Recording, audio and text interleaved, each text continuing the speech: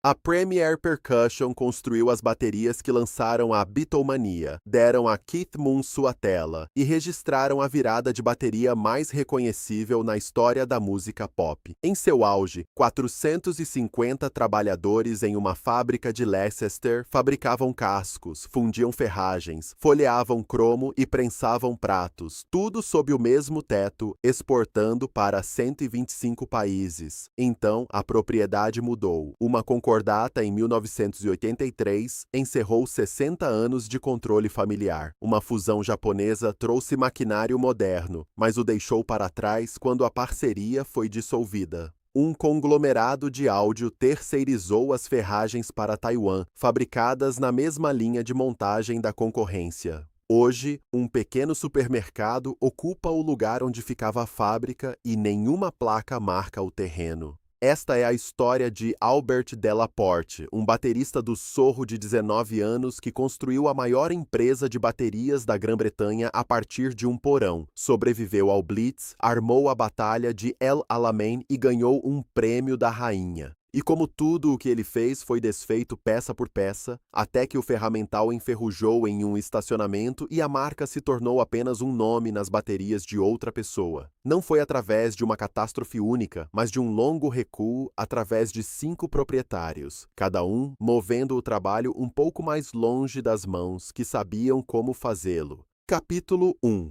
O baterista e o artesão. A história começa com Albert Delaporte na primavera de 1922, um baterista de 19 anos trabalhando nos clubes e teatros do West End de Londres. Ele tocava todas as noites com instrumentos que o frustravam, pedais rígidos, ferragens não confiáveis e cascos que abafavam o som. Ele se juntou a George J. Smith, um artesão de 21 anos que entendia como as baterias eram construídas de dentro para fora. Albert era o músico, George era o fabricante. Após as ideias de Albert para melhorias serem rejeitadas pela gerência da empresa onde trabalhavam, eles assinaram um acordo de parceria em outubro de 1922 e estabeleceram uma oficina em um porão na 47 Berwick Street, no Soho.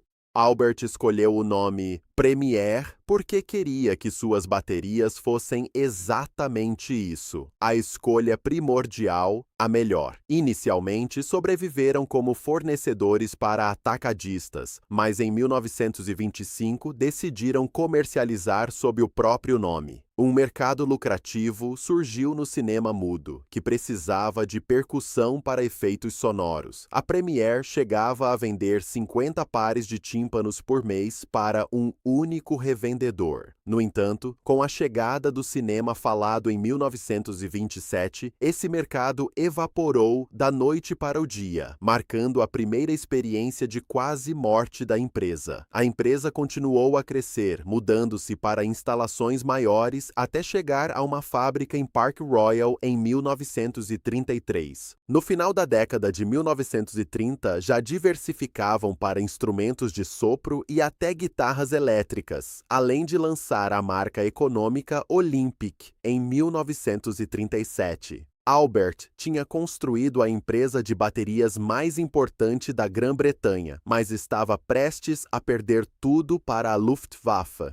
Capítulo 2. O Blitz, a batalha e a mudança que mudou tudo. Em uma noite de setembro de 1940, bombas alemãs destruíram completamente a fábrica de Park Royal. Como a Premier tinha um contrato governamental para fabricar componentes de radar, o Ministério do Abastecimento deu-lhes 2 semanas para retomar a produção ou perder o contrato. Eles foram realocados permanentemente para uma antiga fundição vitoriana em South Wigston, Leicestershire. Durante a guerra, a empresa fabricou miras para armas antitanque usadas na Batalha de El Alamein, em 1942. A guerra ensinou à empresa a cultura da precisão, com tolerâncias muito além do exigido na fabricação comercial de baterias. O apoio governamental permitiu a aquisição de maquinário de fundição, garantindo uma vantagem competitiva na produção de componentes de liga de zinco. No pós-guerra, a Premier introduziu inovações como as garras de alta tensão estilo Art Deco, que se tornaram sua assinatura visual. Pioneira no uso de ferragens totalmente cromadas, a empresa desenvolveu o processo de cromagem diamante, considerado o melhor da indústria, supostamente compartilhando o mesmo fornecedor de galvanoplastia da Jaguar Cars. No final dos anos 50, a Premier alcançou a integração vertical total, fabricando cascos, peles, Everplay, pratos, zin e ferragens sob o mesmo teto.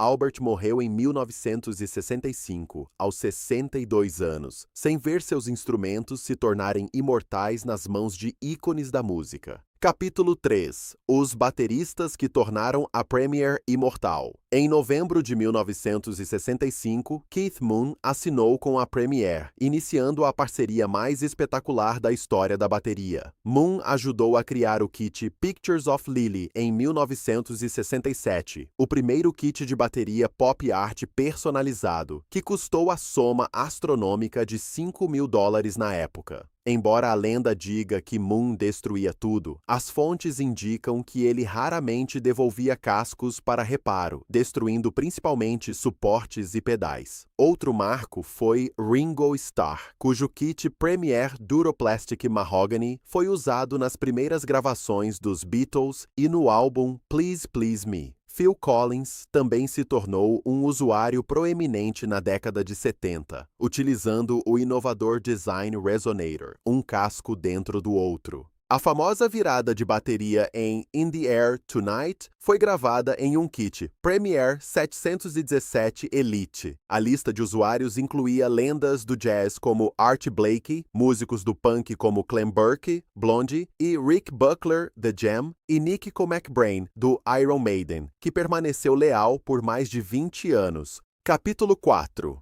Dentro da Catedral em Blobby Road.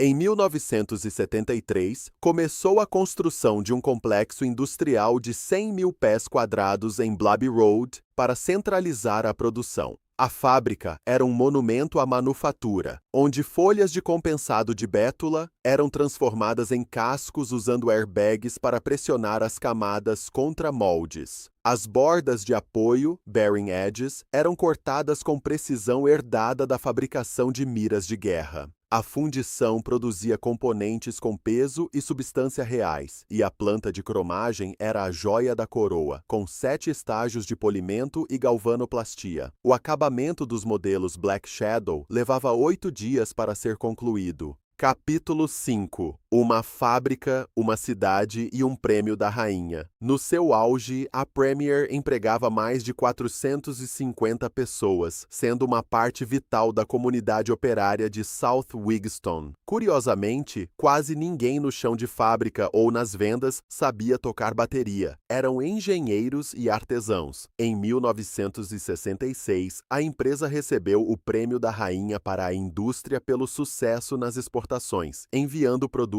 para mais de 125 países. Capítulo 6. O ano em que tudo estava perfeito. O auge absoluto ocorreu entre 1976 e 1978, quando a fábrica estava em plena capacidade, e a Premier era vista como uma competidora de classe mundial para as marcas americanas.